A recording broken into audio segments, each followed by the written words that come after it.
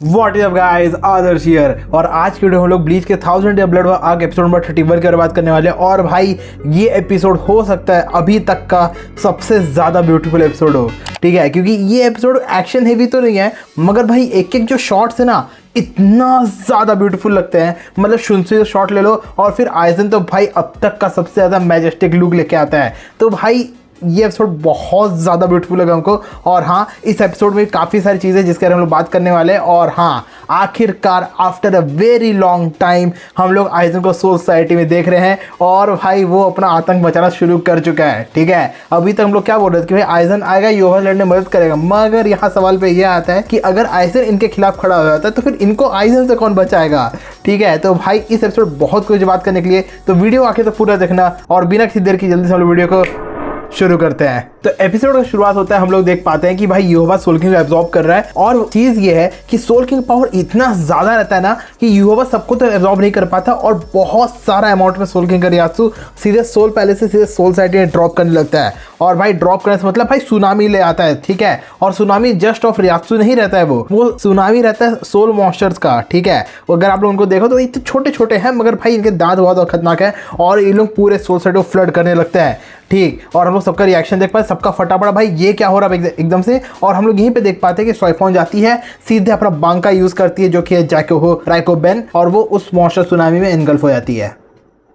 Captain है ये, captain Banka use कर, अच्छा छोड़ो भाई, कोई बात नहीं। और फिर हम लोग बाकी सोल रीपर्स का भी रिएक्शन देख पाते हैं कि भाई उन लोग भी यहाँ पे कुछ खास कर नहीं पा रहे हैं। और फिर हम लोग हिसागी, इकाकू और मादारा में, हाँ उसका नाम वही है ना जो अपने शिकाई को गलत नाम से बुलाता है, हाँ, तो इन तीनों देखते हैं और ये लोग अपना शिकाई रिलीज करते हैं। मगर यहाँ पे एक पेक्यूलर चीज जो हम नोट करते हैं कि भाई इतना ज़्यादा डायर सिचुएशन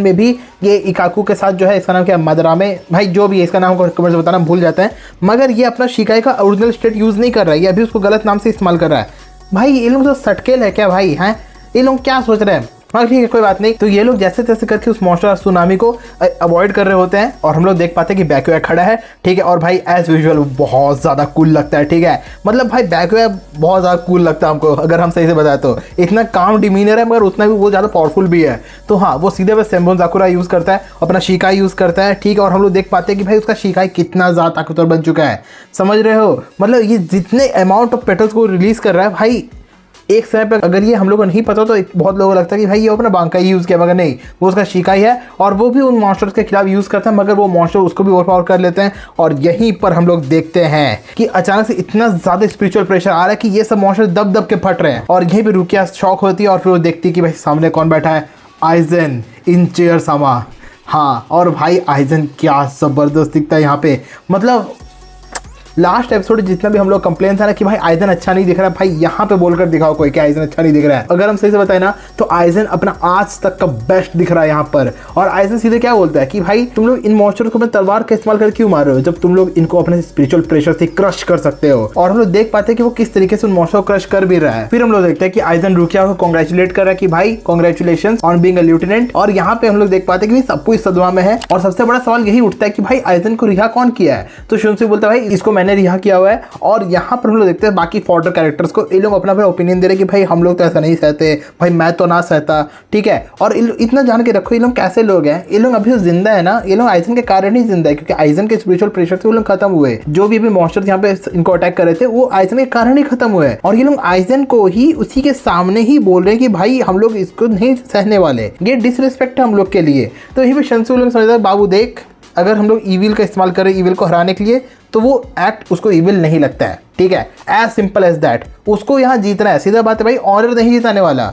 यहाँ लोग चाहिए पावर, और पावर किसके पास है, आइजन के पास है। तो शुनसुई यही सब बोल के सबको मुंह बंद कर देता है। और उसके बाद आइजन और शुनसुई की बातचीत होता है कि भाई आइजन बोलता है मेरा हाथ खोल दे, तो शुनसुई सीधा बोलता है कि भाई ना, नहीं होने वाला। और जाते शुनसुई इसको ये भी बोलता है भाई मुझे पता है, ठीक है, तू ऐसा तो नहीं है कि भाई ये लोग मॉन्स्टर तो खाएंगे और तू कुछ भी नहीं करने वाला है, ठीक है। तो आइजन बोलता है भाई तू है, ठीक है, तेरे आइजन इसको पक्का देगा कोई दिन, हम लिख के दे रहे, ठीक है। कोई ना कोई दिन आइजन शुनसुई को पक्का देगा या फिर उसका रिस्पेक्ट करे बहुत ज़्यादा, ठीक है। आइदर दिस और दैट, और बीच में कुछ नहीं होने वाला है। और यहीं पर हम देख पाते हैं कि भाई शुनसुई को खबर लग जाता है कि अब कुछ तो होने वाला है, और होता भी है। आइजन अपना कुरुहित्सुगी यूज़ करता है, जो कि हम लोग भाई कितना समय पहले देखे थे। लास्ट हम लोग इसको डांगा इचिको की लड़ाई में देखे, जहाँ पे डांगा इचिको उसको डिसरेस्पेक्टफुली तोड़ दिया जाता है, मगर नहीं, यहाँ पे यही सब नहीं चलने वाला है, ठीक है। आइजन कुरोहित्सुगी यूज़ करता हो, भाई क्या ब्यूटीफुल कुरोहित्सुगी है, मतलब दे हैव कुक्ड, ठीक है। हम हर हफ्ते इसी बोलते हैं और इस हफ्ते बोलने वाले हैं दे हैव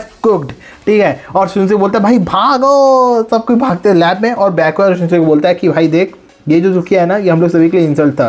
तो शुनसुई सीधा बोलता है भाई देख जब जीत जाएंगे ना तब तूने हमसे पंगा ले लेना, हमको पीट देना, मगर अभी अपने को तो ज़रूरत है। और फिर जैसे ही कुरोहित्सुगी खत्म होता है और हम लोग देख पाते हैं कि भाई सारे मॉन्स्टर्स खत्म हो चुके हैं, सफा चट, मतलब कि एक भी जन नहीं बचा हुआ और सबके सब शॉक्ड है कि भाई ये इतना ताकतवर हो गया है। यहाँ तक कि उराहारा खुद स्टेटमेंट देता है कि शायद आइजन जब इचिगो से लड़ा था अभी उससे भी ज़्यादा ताकतवर है, और ये बहुत बड़ा चीज़ है क्योंकि भाई आइजन बैठे बैठे और भी ताकतवर बना है, ठीक है। यूकेरो कुछ ट्रेनिंग नहीं करा तो पूरी तरह सील्ड था, मगर वो बैठे बैठे और भी ताकतवर बना है। और अगर आप लोग सोच रहे हो कैसे, कि अब वो होग्योकू के साथ कंप्लीटली मर्ज हो चुका है, ठीक है। वो जो कंप्लीटली मर्ज हो चुके हैं इसी कारण से वो बैठे बैठे खुद को और ज़्यादा इवॉल्व किया और ज़्यादा ट्रांसलेट किया। और इसी के स्टेटमेंट में देख भी पाते हैं कि जो आइजन उराहारा को बोलता है कि योहोबा का रियात्सु में चेंजेस आ चुका है क्योंकि अब वो सोल किंग को पूरी तरह एब्जॉर्ब कर चुका है। क्या तू फील नहीं कर पा रहा है? तो हाँ, आइजन अभी भी ट्रांसेंडेंट बीइंग है, ठीक है। तो भाई ओह शिट भाई, और आइजन क्या फ्लेक्स करता है यहाँ पर कि भाई चिंता नहीं करो, ठीक है। तुम लोग रॉयल पैलेस जाना है ना, तुम लोग रॉयल पैलेस नहीं जाओगे, रॉयल पैलेस तुम लोग पास आएगा,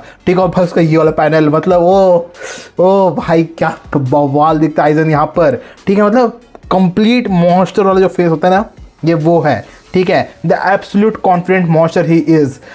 ओह भाई हाँ, देखो आप लोग जो भी बोलो हमको आइजन बहुत ज़्यादा पसंद है, ठीक है। और ये एपिसोड को बहुत ज़्यादा खुश किया हुआ इस मामले में। और हम लोग देख पाते हैं आइजन में रियात्सु को चार्ज करता है, अपने स्पिरिचुअल प्रेशर को रेस करता है और भाई वो सेरेटे को फाड़ते हुए ऊपर जाता है। मगर यहीं पे आता है ट्विस्ट कि अचानक से उसका सारा रियात्सु गायब हो जाता है। अब वो कैसे, कि हम लोग पिछले एपिसोड में पता था कि ये जो सील्स उसके ऊपर लगाए गए हैं वो उसके रियात्सु को एलिमिनेट नहीं करते, वो बस उसको उसके पास रखते हैं। तो हम लोग को ये मालूम पड़ता है कि आइजन जो है रियात्सु कितना एक्सपैंड किया अभी वो मायूरी के कारण किया था, क्योंकि मायूरी अपना डायल को तो बढ़ाया हुआ था कि आइजन का रियात्सु उतना रेंज तक फैल पाए। और फिर हम लोग देख पाते हैं कि मायूरी थोड़ा फ्लेक्स कर रहा होता है कि भाई देख बाबू मैंने बनाया है, ठीक है, तेरा रियात्सु तेरे दूर नहीं जा सकता। तो वहीं पे आइजन इसको अपने ईगो पे लेता है, उसको बोलता है कि अच्छा इतना ही दम है ना, अपना सेटिंग्स को मैक्स पे कर और अब मैं दिखाता हूँ। और आइजन को बोल ही रहा था कि चल देखते हैं किसमें दम है, तेरी टेक्नोलॉजी फिर मेरे पावर में। और उतने में ही नाना आता है भाई और आइजन के ऊपर अपना शिफ्ट अंडरबेली यूज करता है। अब अंडरबेली क्या करता है कि वो आपके रियात्सु में जितने भी होल्स होते हैं उनका इस्तेमाल करके नाना आपको अंदर से फाड़ सकता है। तो एग्जैक्टली वो आइजन के साथ भी वही करता है, मगर बस चीज इतना है ना कि जहाँ यहाँ पे कोई और होता, मतलब ठीक है कोई भी और होता, यहाँ तक इचिगो भी अगर होता है तो वो वहीं पे खत्म हो जाता, ठीक है। मगर बीइंग आइजन वो इमॉर्टल है और उसको हो क्योंकि उसको बहुत जल्दी हील भी करता है, तो इसी कारण से वो सिर्फ 5 मिनट में खुद को वापस से रिकवर कर लेता है। मगर हाँ ये भी एक बहुत बड़ा फीट है, ठीक है, क्योंकि आइजन अपने मुंह से बोलता है कि भाई कि मैं आज तक 5 मिनट तक कभी नॉकआउट नहीं हुआ था। तो हाँ, it speaks volume about the shift of Nana that is underbelly.